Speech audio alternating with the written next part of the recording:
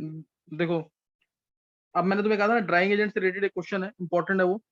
लेकिन आज मैं जानबूझ के ना स्टार्ट कर रहा हूँ तुम्हारा चैप्टर नया, आयनिक इक्विलिब्रियम, इसका इंट्रोडक्शन दे रहा हूँ तुम्हें, ठीक है ना, आयनिक इक्विलिब्रियम का इंट्रोडक्शन।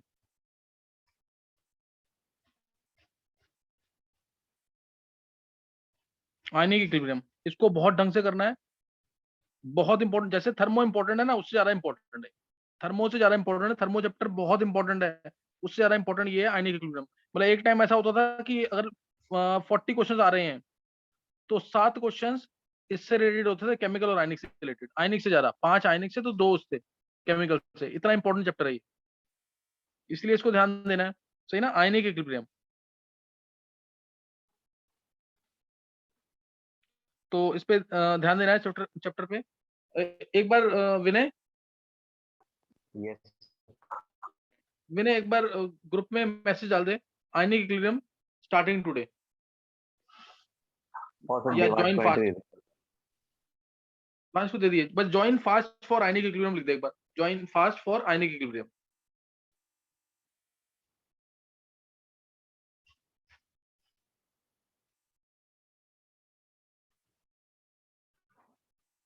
चलो स्टार्ट कर रहे हैं आयनिक इक्विलिब्रियम। सबसे पहले आयनिक इक्विलिब्रियम देखो, इसके अंदर जैसे मान लो, मैं सबसे पहले एग्जांपल से स्टार्ट कर रहा हूँ। मान लो केसीएल है तुम्हारे पास, ध्यान देना, केसीएल। सर अक्षिता को ज्वाइन कर लो। एक मिनट, अक्षिता इसमें है नहीं, अक्षिता नहीं, अभी आई नहीं है ना। जैसे मैं तुमसे पूछता हूँ, केसीएल है, इसको डाला मैंने एक्वा सॉल्यूशन में, बना के प्लस और सीएल माइनस, पानी में घुले रहेंगे, एक्वस फॉर्म में आ जाएगा, एक्वस फॉर्म में आ जाएगा। ऐसे ही मैंने एसिटिक एसिड को डाला एक्वा सॉल्यूशन में, तो इसमें भी क्या होगा, CH3COO नेगेटिव बन जाएगा और H प्लस बन जाएगा, पानी में डाला तो। अब इसमें से बता सकते हो कि कौन सा आयनिक इक्विलिब्रियम है, कौन सा नहीं है। सर नीचे वाला है, ऊपर वाला नहीं है। बिल्कुल सही है, बिल्कुल सही है। क्या रीजन है इसका? सर KCl स्ट्रॉन्ग एसिड है, वो पूरा डिसोसिएट हो जाता है। हाँ बिल्कुल सही है, केसीएल जो है ये स्ट्रॉन्ग इलेक्ट्रोलाइट है, तो ये तो इक्विलिब्रियम में रहेगा ही नहीं ना, ये तो पूरा का पूरा डिसॉल्व हो जाएगा पानी के अंदर, सही ना, इसमें तो पूरा का पूरा ये डिसॉल्व हो जाएगा, तो इक्विलिब्रियम में नहीं रहेगा। इसलिए जो वीक इलेक्ट्रोलाइट होता है वही रहता है इक्विलिब्रियम में अपने इलेक्ट्रोलाइट के साथ। तो ये आयनिक इक्विलिब्रियम है। जब वीक इलेक्ट्रोलाइट होगा तो आयनिक इक्विलिब्रियम होगा, स्ट्रॉन्ग नहीं होगा आयनिक इक्विलिब्रियम। तो ये पहला पॉइंट क्लियर हो गया। अब इलेक्ट्रोलाइट क्या होता है ये पता होना चाहिए सबको। इलेक्ट्रोलाइट, इलेक्ट्रोलाइट ऐसा सब्सटेंस जिसका एक्वा सॉल्यूशन या जो मोल्टन फॉर्म में इलेक्ट्रिसिटी को कंडक्ट करे, ये इसकी डेफिनेशन है। सब्सटेंस हुज एक्वा सॉल्यूशन और इट्स मेल्ट कंडक्ट्स इलेक्ट्रिसिटी। ऐसा सब्सटेंस जो मोल्टन फॉर्म में या फिर एक्वस फॉर्म में इलेक्ट्रिसिटी को कंडक्ट करे, सॉलिड फॉर्म में कंडक्ट नहीं करता इलेक्ट्रिसिटी। जैसे मैंने बोला NaCl सॉलिड क्या कंडक्ट करेगा, तो बोलेंगे नहीं, क्योंकि NaCl सॉलिड के अंदर आयंस फ्री नहीं होते। तो ऐसा सब्सटेंस जिसका मोल्टन फॉर्म या जिसका एक्वस फॉर्म इलेक्ट्रिसिटी को कंडक्ट करे, that is called as electrolyte. अब यहाँ पे मैं तुम्हें बता रहा हूँ स्ट्रॉन्ग इलेक्ट्रोलाइट कौन से हैं, वीक इलेक्ट्रोलाइट कौन से हैं। स्ट्रॉन्ग इलेक्ट्रोलाइट कौन सा होगा, जो पूरा डिसोसिएट कर जाएगा, क्लियर। स्ट्रॉन्ग इलेक्ट्रोलाइट कौन सा है, जो पूरा डिसोसिएट कर जाएगा, that is called as strong electrolyte, उसे बोलेंगे स्ट्रॉन्ग इलेक्ट्रोलाइट। और वीक कौन सा होगा, जो बहुत कम डिसोसिएट करेगा, जो पार्शियली डिसोसिएट करेगा, समझे? जो पार्शियली डिसोसिएट करेगा वो क्या होगा, वीक इलेक्ट्रोलाइट। निशांत समझ गए कि नहीं है? ये स्ट्रॉन्ग इलेक्ट्रोलाइट क्या है, वीक इलेक्ट्रोलाइट क्या है, मैंने यहाँ पे बता दिया। अब नोट करेंगे इसके अंदर, नोट करेंगे इसमें स्ट्रॉन्ग इलेक्ट्रोलाइट्स की एग्जांपल्स और वीक इलेक्ट्रोलाइट के एग्जांपल्स। स्ट्रॉन्ग इलेक्ट्रोलाइट में अगर मैं सिर्फ स्ट्रॉन्ग इलेक्ट्रोलाइट की बात करूं तो जैसे NaCl ये स्ट्रॉन्ग इलेक्ट्रोलाइट है, पूरा डिसोसिएट करेगा। KCl ये स्ट्रॉन्ग इलेक्ट्रोलाइट है, पूरा डिसोसिएट करेगा। इस तरह से ये क्या है, स्ट्रॉन्ग इलेक्ट्रोलाइट, सही ना। और वीक इलेक्ट्रोलाइट की बात करें तो HCN वीक इलेक्ट्रोलाइट है, या फिर बहुत सारे एग्जांपल्स हैं, RCOOH ये वीक इलेक्ट्रोलाइट है। ये सब क्या है, वीक इलेक्ट्रोलाइट होंगे जो पार्शियली डिसोसिएट करेंगे। जो पार्शियली डिसोसिएट करेंगे वो वीक इलेक्ट्रोलाइट है, जो कंप्लीटली डिसोसिएट करेंगे वो स्ट्रॉन्ग इलेक्ट्रोलाइट है। अब यहाँ पे जो मैं पूरे चैप्टर के अंदर यूज करूंगा, जो मैं पूरे चैप्टर में यूज करूंगा वो चीज नोट करेंगे। पूरे चैप्टर में यूज होगा स्ट्रॉन्ग एसिड्स क्या है, स्ट्रॉन्ग बेसिस क्या है, वीक एसिड्स क्या है, वीक बेसिस क्या है। तो इसको जरूर नोट कर लेना, स्ट्रॉन्ग एसिड स्ट्रॉन्ग बेसिस। जैसे अगर मैं बात करूं स्ट्रॉन्ग एसिड की, तो HClO4 बहुत स्ट्रॉन्ग, पर क्लोरिक एसिड सबने सुना भी होगा, सबसे स्ट्रॉन्ग एसिड है। H2SO4 स्ट्रॉन्ग एसिड है। HI स्ट्रॉन्ग एसिड है। HBr स्ट्रॉन्ग एसिड है। HCl स्ट्रॉन्ग एसिड है। मतलब HX लिख दूं, HX में IBrCl आएगा तो स्ट्रॉन्ग एसिड, F आएगा तो weak acid. HNO3 strong acid है। ये ज्यादातर यूज होंगे, ये ज्यादातर यूज होंगे इन स्ट्रॉन्ग एसिड। ये रटा होना चाहिए तुम्हें हमेशा। फिर स्ट्रॉन्ग बेसिस, ये स्ट्रॉन्ग एसिड्स थे। नाउ स्ट्रॉन्ग बेसिस में ज्यादातर अल्कली और एल्कलाइन अर्थ मेटल के जो बेसिस होंगे वो स्ट्रॉन्ग होंगे। अल्कली और एल्कलाइन अर्थ मेटल के बेसिस जो होंगे वो स्ट्रॉन्ग होंगे, जैसे NaOH, KOH, RbOH, CSOH, ये सब क्या है strong. BaOH whole twice, SrOH whole twice को कई बार इसकी सॉलिडिटी कम होती है तो वीक में भी मान सकते हैं। CaOH होल ट्वाइस, ये स्ट्रॉन्ग बेसिस में काउंट कर सकते हैं, इनको हम स्ट्रॉन्ग बेसिस में काउंट कर सकते हैं। सही ना, तो ये स्ट्रॉन्ग बेसिस है। फिर ऐसे ही वीक बेसिस और वीक एसिड्स, पहले वीक एसिड लिख लेंगे। वीक एसिड्स बहुत इंपॉर्टेंट, जैसे RCOOH में HCOH formic acid, ethanoic acid, propanoic acid, ये सब वीक एसिड्स, ये सब वीक एसिड है। RCOH इन जनरल लिख दिया मैंने। फिनॉल ये वीक एसिड है।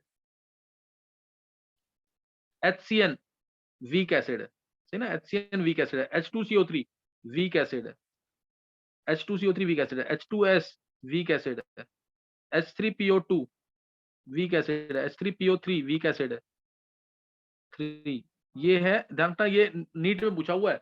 इसका नाम हाइपोफॉस्फोरस एसिड है। नीट में पूछा था फॉस्फिनिक एसिड कौन सा है, ये फॉस्फिनिक एसिड है। और ये फॉस्फोरस एसिड है। H3PO3 फॉस्फोरस एसिड है, इसको हम फॉस्फोनिक एसिड भी कहते हैं। Phosphorous acid, phosphonic acid. तो नीट में जो क्वेश्चन आया था फॉस्फिनिक एसिड और फॉस्फोनिक एसिड में फॉस्फोरस की स्टेट क्या है, तो अगर तुम्हें नाम नहीं पता तो तुम क्वेश्चन नहीं कर सकते। फॉस्फिनिक एसिड, फॉस्फोनिक एसिड, ये फॉस्फिनिक एसिड है, ये फॉस्फोनिक एसिड है। इसको हाइपोफॉस्फोरस एसिड भी कहते हैं, इसको फॉस्फोरस एसिड भी कहते हैं, ठीक है ना। तो ये तुम्हें पता होना चाहिए इसके अंदर। फिर नेक्स्ट आ गया इसके अंदर, ये थे वीक एसिड्स।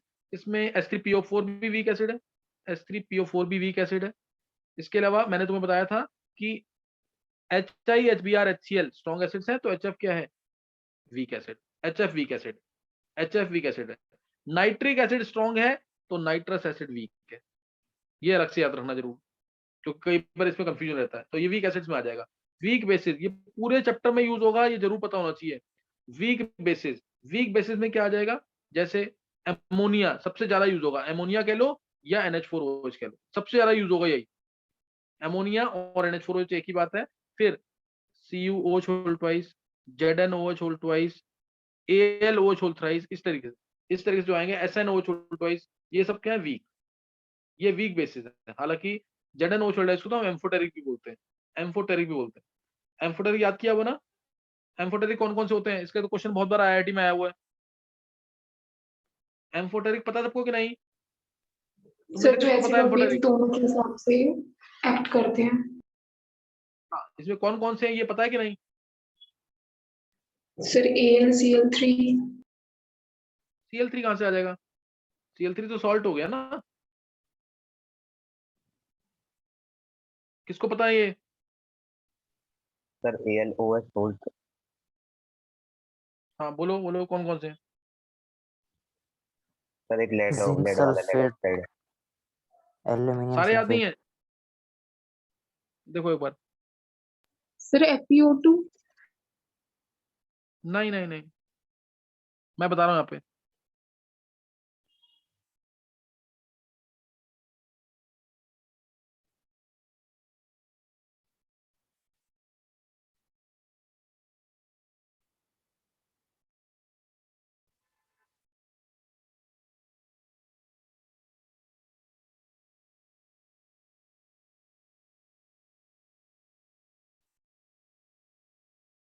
ये मान लो इसमें ये आते हैं, और भी एक आध, इतने तो जरूर पता होने चाहिए तुम्हें, इतने जरूर पता होने चाहिए। इन सबके ऑक्साइड्स या हाइड्रोक्साइड्स एम्फोटेरिक होते हैं। इन सबके ऑक्साइड्स या हाइड्रोक्साइड एम्फोटेरिक होते हैं। Mn स्पेशल केस है, Mn का MnO2 मेटल का +4 स्टेट में, मेटल का +4 स्टेट में। क्रोमियम है तो इसका Cr2O3, क्योंकि इनके ऑक्साइड हाइड्रोक्साइड बहुत सारे बनते हैं। जैसे Mn है तो इसमें MnO2 भी बनता है, MnO भी बनता है, Mn2O7 भी बनता है, इस तरह से बहुत सारे हैं ना इसमें। तो MnO2 जो है वही एम्फोटेरिक है। Cr में भी बहुत सारे CrO बनता है, Cr2O3 बनता है, CrO5 बनता है, बहुत सारे बन रहे हैं ना। तो ये बेसिक है, ये बेसिक है, ये एसिडिक है। इसमें ये बेसिक है, ये एसिडिक है। तो Cr में Cr2O3, Mn में MnO2, ये दोनों ही एम्फोटेरिक है। ये दोनों ही क्या है, एम्फोटेरिक है। और इसमें 10 में अभी डिटेल बहुत है इसकी, मैं अभी शॉर्ट में बता रहा हूँ थोड़ा। Sn में 2 हैं तो दोनों के दोनों एम्फोटेरिक, SNO SNO2। Zn में तो एक ही है, ZnO ट्वाइस, ये एम्फोटेरिक। बी में एक ही है, BeO ट्वाइस। मानवी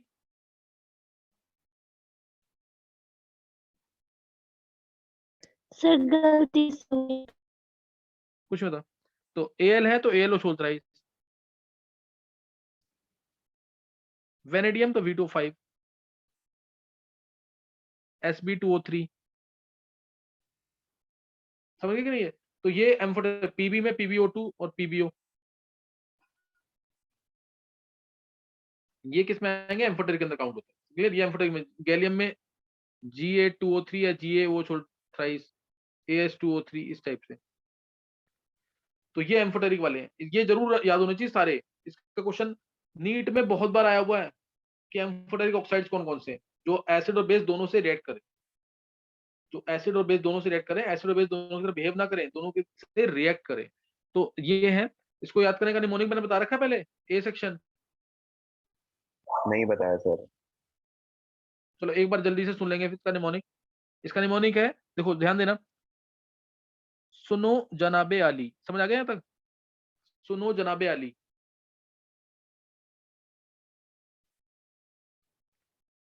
क्लियर है यहाँ तक विनय? यस सर, क्लियर है। हाँ, सुनो जनाबे अली, वे सब पंजाबी मन से गाते हैं, मन से गाते हैं, ऐश करते हैं। और भी हैं एलिमेंट्स, इतना याद कर लो पहले। इसको 10 बार बोलो, मन में याद हो जाएगा।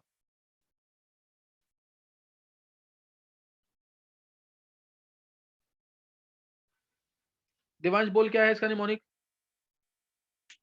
सुनो जनाबे आली, वे सब पंजाबी मन से गाते हैं, ऐश करते हैं। ऐश करते हैं। कोई डाउट तो नहीं है किसी को? बहुत सारे निमोनिक दिए हुए नो हैं, सर। इसको कर लेना, इसके कर लेना, बेस्ट है ये। इसमें लगभग सारे एलिमेंट्स आ जाते हैं। किसी को कोई डाउट तो नहीं है इसमें? और ये पीरियोडिक प्रॉपर्टीज में पढ़ा होना चाहिए। पीरियोडिक प्रॉपर्टीज में तुमने पढ़ा नहीं है कि एम्फोटेरिक एलिमेंट्स कौन कौन से हैं? देखो एक चीज ध्यान रखना, नीट के लिए सबसे ज्यादा इंपॉर्टेंट, पूरे टेबल की इलेक्ट्रॉनिक कॉन्फ़िगरेशन जरूर आनी चाहिए सबको। पूरे टेबल की इलेक्ट्रॉनिक, उससे रिलेटेड क्वेश्चन हर बार आ रहे हैं, सही ना। तो वो काम जरूर करना है। आईआईटी मेंस में भी पूछे जा रहे हैं, जैसे पूछा सीरियम की इलेक्ट्रॉनिक कॉन्फ़िगरेशन, गैडोलिनियम की इलेक्ट्रॉनिक कॉन्फ़िगरेशन, ये सब पुराने क्वेश्चन हैं जो पूछे हुए हैं नीट में। तो पूरे टेबल की 118 एलिमेंट्स हैं, सबकी इलेक्ट्रॉनिक कॉन्फ़िगरेशन तुम्हें जरूर आनी चाहिए, सही ना। सबकी इलेक्ट्रॉनिक कॉन्फ़िगरेशन तुम्हें जरूर आनी चाहिए।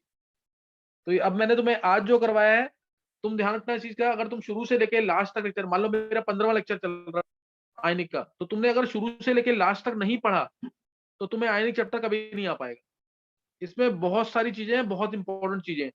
तो अगर तुमने शुरू से लास्ट तक नहीं पढ़ा ना तो कभी चैप्टर नहीं सीख पाओगे वाला। इसको जरूर करना है शुरू से लास्ट तक। तो ये यहाँ पे मैंने बता दिया, ये हालांकि ये था पीरियोडिक प्रॉपर्टीज का, मैंने तुम्हें यहाँ बता दिया इसको, सही ना। नेक्स्ट अब है, नेक्स्ट, अच्छा एक चीज, ये आयनिक कंपाउंड है और कोवलेंट कंपाउंड है, किसका डिस्टिलेशन होता है, किसका आयनाइजेशन होता है, ये पता है ना?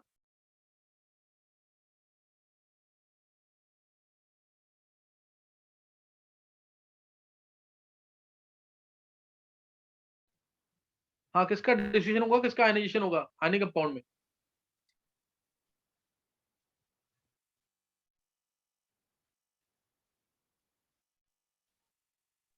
सर आयोनिक का डिसोसिएशन और कोवेलेंट का आयोनाइजेशन। बिल्कुल सही है, आयनिक कंपाउंड का डिस्टिलेशन होता है। जैसे NaCl है ना, NaCl ये ऑलरेडी आयंस की फॉर्म में होता है, Na+Cl नेगेटिव आयंस की फॉर्म में ऑलरेडी है, तो आयंस फ्री नहीं है इसके अंदर, पानी में डाला तो उसका क्या होगा, आयनिक कंपाउंड का डिसोसिएशन। और कोवेलेंट कंपाउंड जैसे HCl कोवेलेंट कंपाउंड है, HCl कोवेलेंट कंपाउंड में आयंस की तो है नहीं, तो इसको पानी में डालेंगे एक्वा सॉल्यूशन, एक्वा सॉल्यूशन। तो इसका होगा आयनाइजेशन, क्योंकि इसमें आयंस बन रहे हैं।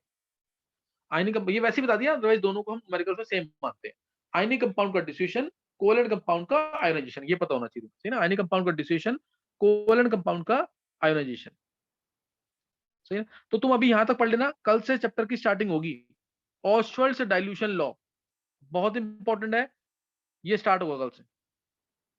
यहां से चैप्टर स्टार्ट होगा, Ostwald dilution law, salt hydrolysis, sparingly soluble salt, amphoteric salt, dibasic diacidic salt, बहुत डिटेल है इसकी। बफर सॉल्यूशन, सारे कंसेप्ट पता होंगे तो क्वेश्चन करने में मजा आएगा, स्पेशली टाइट्रेशन कर्व्स और इंडिकेटर। ये टॉपिक इतने डिटेल में है, इनको बहुत कम पढ़ाया जाता है और इंपॉर्टेंट है काफी, इसके क्वेश्चन काफी आ रहे हैं। तो इस चैप्टर को मैं दोबारा बोल रहा हूँ, चैप्टर बहुत इंपॉर्टेंट है, इसको बहुत ध्यान से सुनना इस चैप्टर को। और जब तक चैप्टर खत्म नहीं होता, शुरू से लेके लास्ट तक मन में बोलना है। देवांश, विनय, पता है ना तरीका? Yes sir. Yes sir. इसको मत भूलना बिल्कुल भी, इसको चैप्टर को बोलना जरूर। कंसेप्ट 7-8 कंसेप्ट हैं, लेकिन उसी में कंफ्यूजन हो जाता है, तो इस चैप्टर को जरूर ढंग से करना है। तो नेक्स्ट टाइम मैं स्टार्ट कर दूंगा इस चैप्टर को। फ्राइडे को तुम अपना टेस्ट के लिए प्रिपेयर रहना, और जितना आयनिक हो जाएगा वो भी होगा टेस्ट में, क्योंकि ज्यादा नहीं होगा तो वो भी टेस्ट में रहेगा, सही है। कल स्टार्ट करेंगे ionic. Okay, thanks. Okay. Okay.